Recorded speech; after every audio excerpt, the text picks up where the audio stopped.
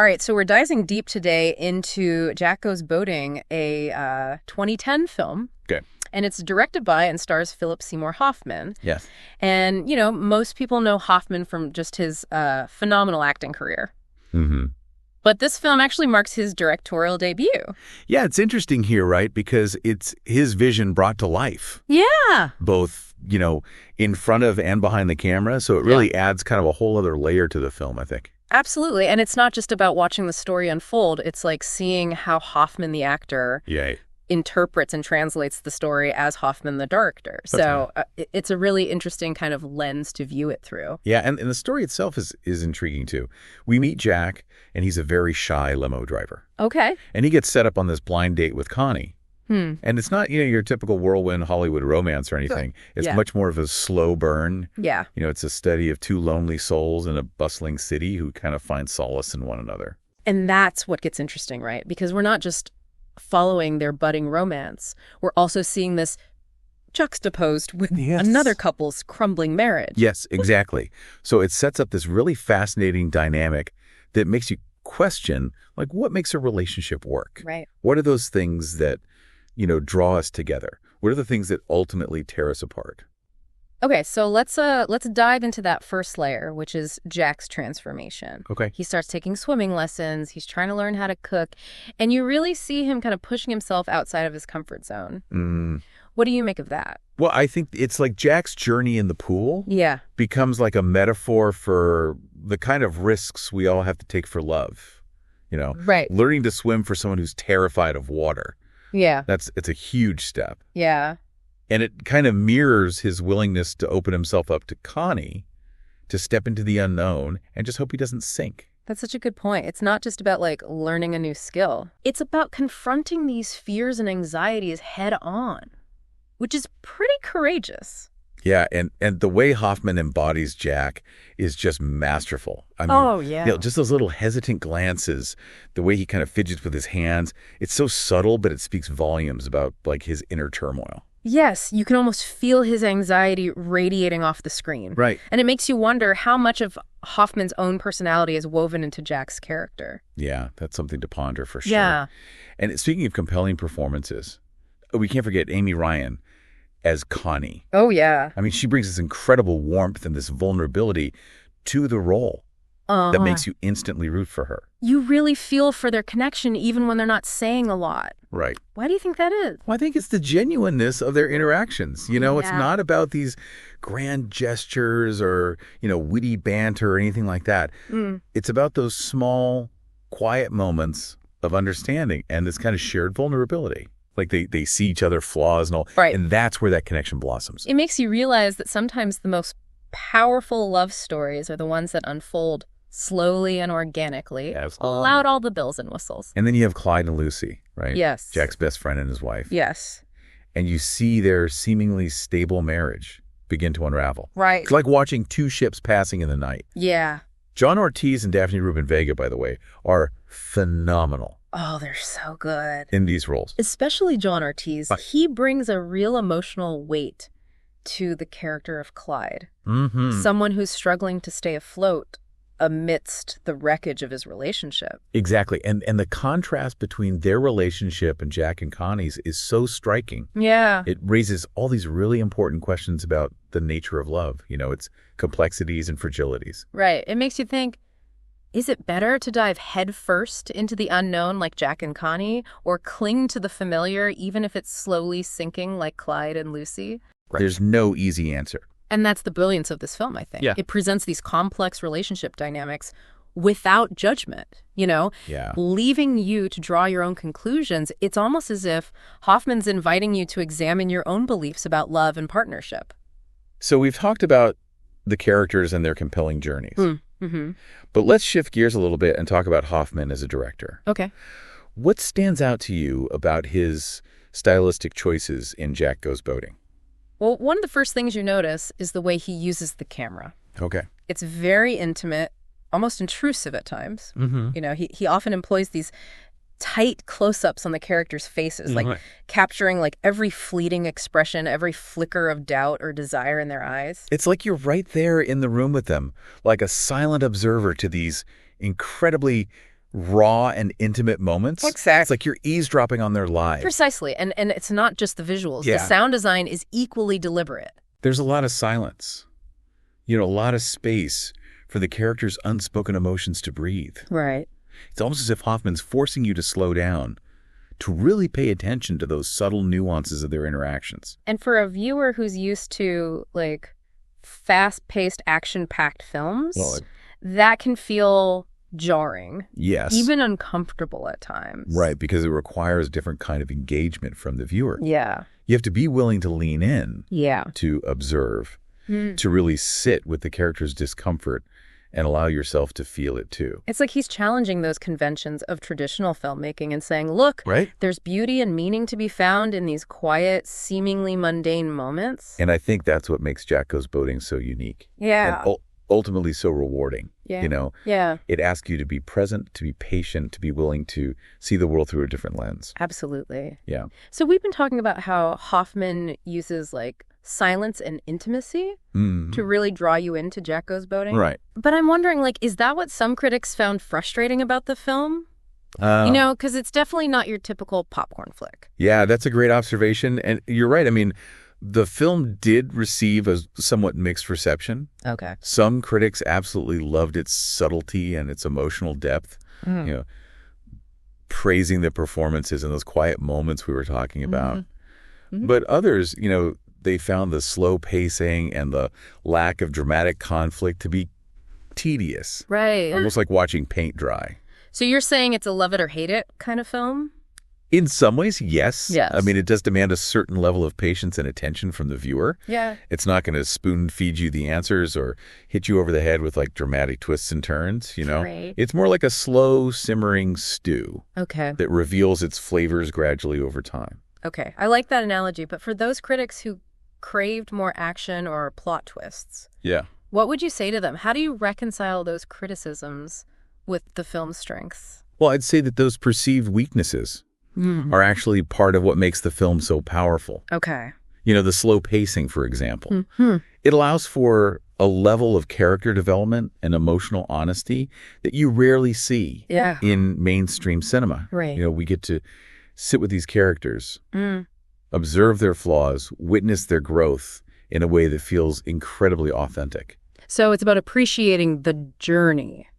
Yes. Not just the destination. Exactly. And the minimal conflict, rather than being a detriment, Right. it actually allows those smaller everyday moments to take center stage. We see those awkward first dates, the fumbled attempts at cooking, those quiet moments of shared vulnerability. Right. And those moments become profoundly affecting because of the space the film gives them to breathe. It's like Hoffman is saying, hey, look closer. There's beauty and meaning to be found in these seemingly ordinary moments. Exactly. It's a reminder to slow down and appreciate the subtle nuances of life that we often take for granted. Yeah. And that message feels particularly relevant today. Right.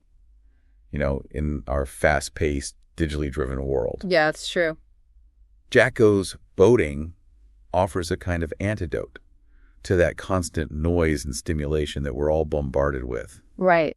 It invites us to unplug, to disconnect, to reconnect with ourselves and the people around us. It's almost like a meditation on the importance of human connection. Absolutely. Right. In a world where it's so easy to feel isolated and alone. Yeah. Jack and Connie's story reminds us that intimacy and understanding can still be found, even in the most unexpected places. And Jack's journey as self-improvement, while being specific to his character, also speaks to, I think, a more universal desire for growth and transformation. Yeah. We all have areas in our lives where we feel stuck, where we long to break free from those comfort zones and become better versions of ourselves. It's like that scene where Jack is struggling to learn how to swim. You can see the fear in his eyes, but he keeps pushing himself literally and metaphorically to overcome his limitations. It's inspiring to watch. It is. And it reminds us that growth is rarely easy or glamorous. Right. It's often messy and awkward and full of setbacks, but it's those moments of struggle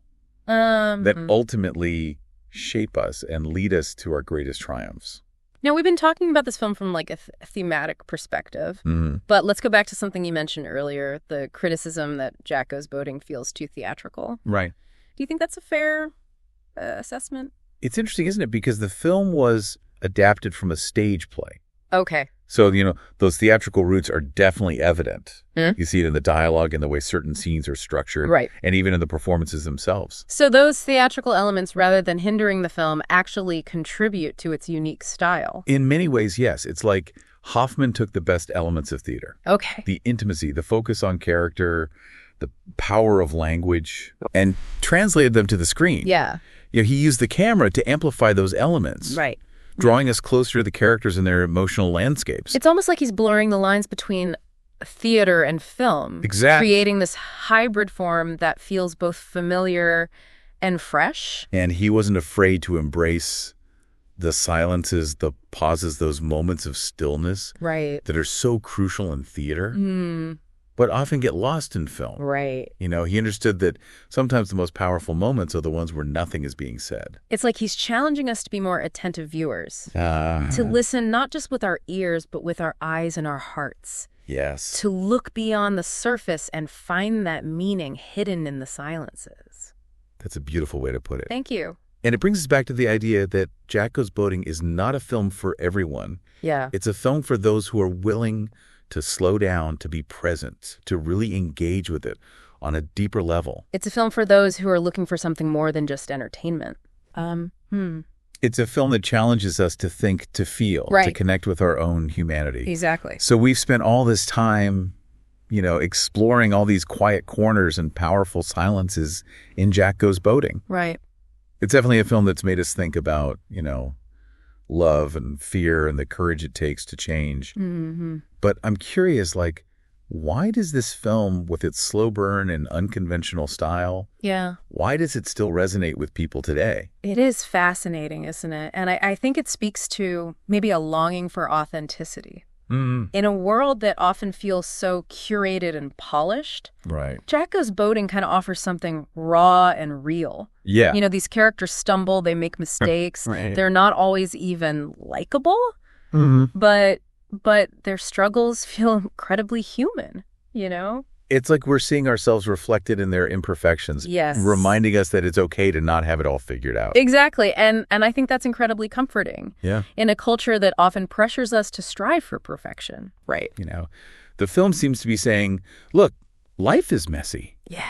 Love is messy. Right. And that's okay. Embrace the mess. Embrace the mess and embrace the quiet moments too, right? We talked about how Hoffman uses silence and stillness to create these incredibly powerful scenes. Yeah. It's like he's inviting us to slow down and appreciate the subtleties of life that we often miss. It's a radical act, in a way, Yeah. to make a film that's so deliberately paced in today's world, Right. in this world of instant gratification. Yeah.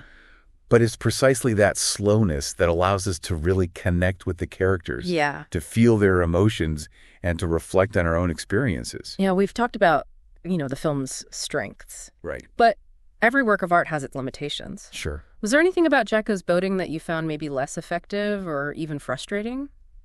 I have to say, the ending left me wanting a little bit more. You okay? I felt like it was a bit abrupt, a bit too open-ended. I yearned for a clearer sense of resolution, particularly for Jack and Connie. I can see that you invest all this time getting to know these characters, Right. rooting for them to find happiness. Exactly. And then it just kind of ends. It does. And it's like Hoffman gives us these glimpses of hope, these moments of connection that make you believe they might actually make it. And then he kind of pulls back the curtain, leaving us to wonder what becomes of them. But maybe that's part of the film's brilliance, though. Yeah. It doesn't tie everything up in a neat little bow. Right. It forces us to grapple with the uncertainty, the ambiguity, which is much more reflective of real life. That's a great point. Right. It challenges us to fill in the blanks, to imagine our own endings for these characters. Yeah. And maybe that's a more powerful experience in the long run. It definitely leaves a lasting impression. But speaking of lasting impressions, we can't wrap up this deep dive without talking about Philip Seymour Hoffman's legacy. Sadly, he's no longer with us, but his work continues to inspire and move audiences. Absolutely. What do you think his legacy is, and how does Jack Goes Boating contribute to that? It's hard to overstate his impact on cinema. I mean, he was a master of his craft, a chameleon who could inhabit any role with such depth and authenticity. Right. And I think Jack Goes Boating, as his directorial debut, really reveals another dimension of his talent. It showcases his sensitivity, his keen eye for detail, his ability to find beauty in the mundane. It's like he's saying, pay attention, look closer. There's magic happening all around you. Yes. Even in the most ordinary moments. Beautifully put. And I think that's a message that will continue to resonate with audiences for years to come. Absolutely. Hoffman's legacy is one of honesty, of vulnerability, of pushing those boundaries of what's possible in storytelling. Yeah. And Jack Goes Boating is a testament to that legacy. It's a film that invites us to slow down, to observe, to connect with our own humanity. And in a world that's constantly moving, that's a precious gift. So as we conclude our deep dive into Jack Goes Boating, I'd like to leave you with this question. Okay. What quiet moments in your own life are worth paying attention to? Where might you find beauty in the unexpected or connection in the most ordinary places? Keep those questions in mind as you navigate the waters of your own life. Yeah. Until next time, keep exploring.